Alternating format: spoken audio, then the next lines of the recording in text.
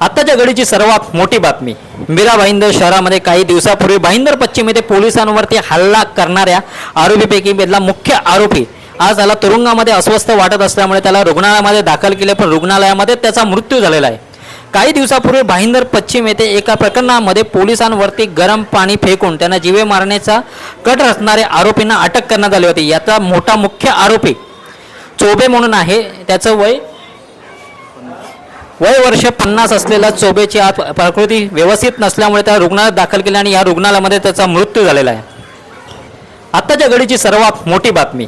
मीरा भाईंदर शहरामध्ये काही दिवसापूर्वी भाईंदर पश्चिम येथे पोलिसांवरती हल्ला करणाऱ्या आरोपीपैकी मधला मुख्य आरोपी आज त्याला तुरुंगामध्ये अस्वस्थ वाटत असल्यामुळे त्याला रुग्णालयामध्ये दाखल केले, पण रुग्णालयामध्ये त्याचा मृत्यू झालेला आहे।